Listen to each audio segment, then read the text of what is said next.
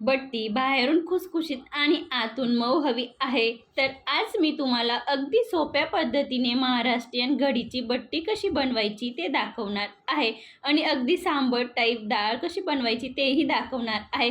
चला मग न वेळ घालवता रेसिपीला सुरुवात करूया. तुम्ही पण व्हिडिओ न स्किप करता कंटिन्यू शेवटपर्यंत बघा. मी न सोडा वापरता अगदी आतून मऊ आणि बाहेरून कुरकुरीत अगदी खुसखुशीत बट्टी कशी बनवायची ते दाखवणार आहे. सर्वप्रथम इथे मी चॉपिंग बोर्ड घेतलेला आहे.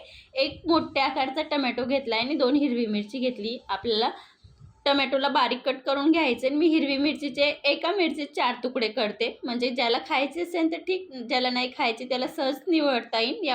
मी मिरचीचे तुकडे केले आहेत. आता एक कुकर घेतला आहे. एक कुकरमध्ये मी अर्धी वाटी तूर डाळ घेतली. डाळला स्वच्छ 3 पाण्याने धुवून घेतले. त्याच्यानंतर 2 ग्लास पाणी ॲड केलेलं आहे. आता बारीक कट केलेला टोमॅटो आणि मिरची ॲड करायची आहे. पाव चमचा हळद, चवीनुसार नमक, अर्धा चमचा तेल. डाळ शिजवताना मी इथं ॲड केलेलं आहे. आता आपल्याला कुकरचं झाकण बंद करून द्यायचं आहे आणि अगदी मी मंद गॅसवर 2 विसल घेऊन घेणार आहे.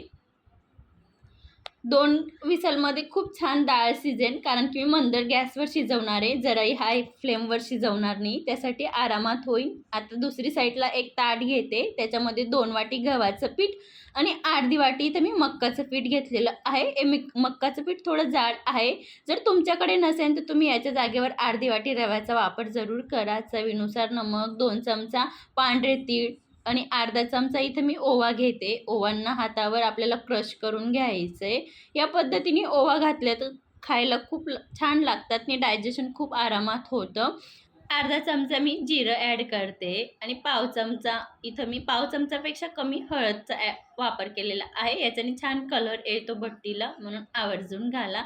आता इथं आपल्याला जराही तेल तूप जराही ॲड करायचं नाही. आता असं सर्व साहित्य आपल्याला व्यवस्थित मिक्स करून घ्यायचे. बघू शकतात साहित्य मिक्स केलं की कणिक मळायला खूप इझी जातं, कारण की आपण सर्व ड्राय साहित्य सर्व पिठामध्ये पहिलेच मिक्स करून घेतलेलं असतं, म्हणून खूप सोपं जातं.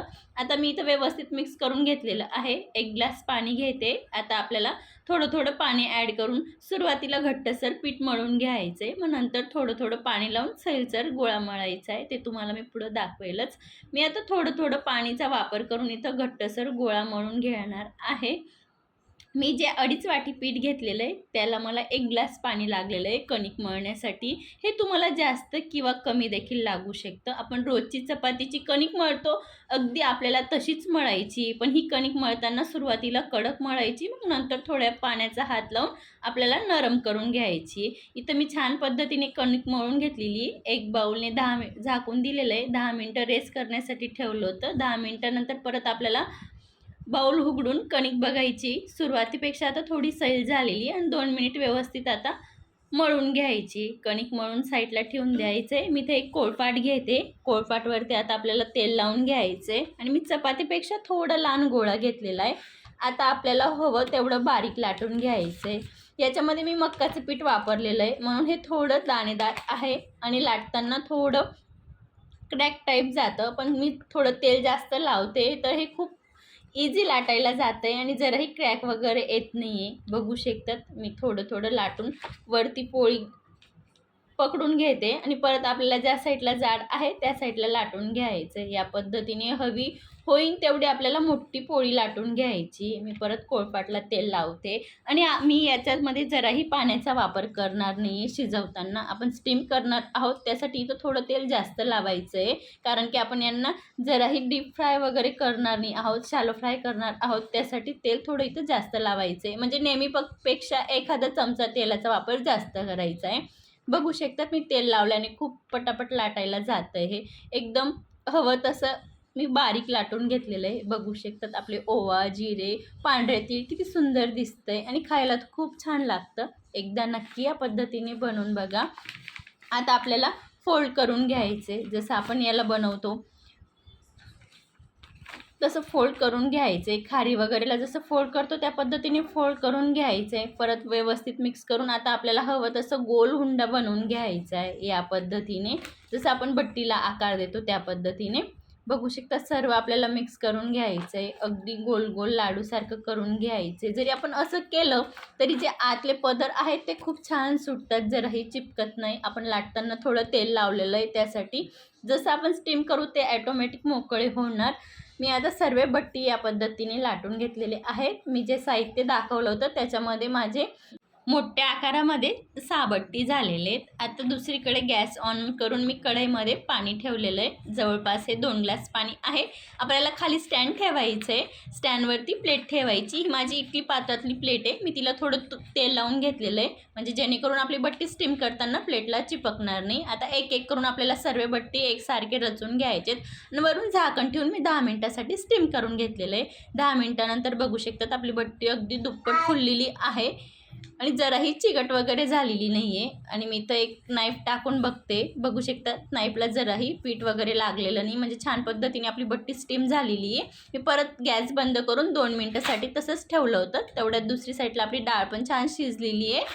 आता डाळला मी छान स्पूनने मिक्स करून घेते, जेणेकरून डाळ सर्व एकसारखी होईल आणि जराही डाळचे दाणे वगैरे राहणार नाही. आता डाळला आपण तडका लावून घेऊया. मी त्याच कढईमध्ये 2 चमचा तेल, 1 चमचा मोहरी, अर्धा चमचा जिरे, 8 ते 10 कढीपत्त्याचे पानं छान पद्धतीने तडतडले की 1 चमचा लाल तिखट, अर्धा चमचा धना-जिरा पावडर आणि पाव चमचा हळद. याच्याने खूप छान टेस्ट येतो. जसं सांबर बनवतो त्या टाईप लागते, म्हणून लाल तिखट आणि धना-जिरा पावडर आवर्जून वापरा. या डाळमध्ये खूप छान टेस्ट येतो.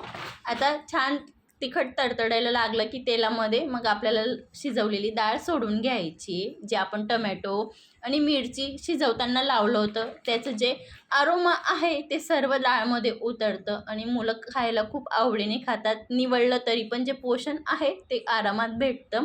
आता मी वरून 2 मिनटं उकळी काढून घेतलेली आहे आणि वरून थोडी हिरवी कोथिंबीर ॲड केलेली. आपली तर पूर्णपणे व्यवस्थित डाळ बनवून तयार झालेली आहे. साईडला ठेवून देऊया. आपण आता बट्टी कट करून घेऊया. मी एका बट्टीमध्ये 6 पीस करते. बघू शकतात किती छान पद्धतीने पदर पण सुटलेले आहेत आपल्या बट्टीला आणि खायला तर खूप छान लागते. एकदा या पद्धतीने नक्की बनवून बघा. मी तर सर्व बट्टी असेच कट करून घेणार आहे. दुसरी साईडला गॅसवर मी जवळपास पोहे खायचे 4 चमचा तूप गरम करायला ठेवलेलं होतं. छान गरम झालं की आता जे आपण कट केलेली आहे ती बट्टी याच्यात तळून घ्यायची आहे. अगदी मी शॅलो फ्राय करणार आहे. तुम्हाला हवं असेल तर तुम्ही डीप फ्राय केलं तरी चालेल, पण शॅलो फ्राय केलं तरी खूप छान लागते. आणि तुम्हाला हवं तर तुम्ही कुरकुरीत करू शकतात आणि हवं तर तुम्ही अर्ध्यामध्ये अगदी वरून कुरकुरीत आणि आतून मऊसुद्धा शॅलो फ्राय करू शकता. ते तुमच्यावर आहे किती टाईम तुम्हाला शॅलो फ्राय करायचे, त्यानुसार कुरकुरीत आतून मऊ होईल. ते तुमच्या अनुसार तुम्हाला खायला कशी आवडते त्यानुसार तुम्ही तळू शकतात. मी तर सर्व बट्टी या पद्धतीने एकाच बॅचमध्ये तळून घेतलेली आहे. बघू शकता तिथं आपली घडीची बट्टी बनवून तयार झालेली आहे. किती छान दिसते, अगदी महाराष्ट्रीयन. या संडेला हा बेत एकदा नक्की बनवा, खायला खूप छान लागते, अगदी चविष्ट. मुलं तर खूप आवडीने खातात. एकदा या पद्धतीने नक्की बनवा आणि तुमचा अनुभव माझ्यासोबत नक्की शेअर करा. अशाच सोप्या आणि मस्त रेसिपी पाहण्यासाठी माझ्या चॅनलला सबस्क्राईब करा. पुन्हा भेटूया अशाच मस्त आणि जबरदस्त रेसिपी सोबत. भेटूया, तोपर्यंत काळजी घ्या. धन्यवाद.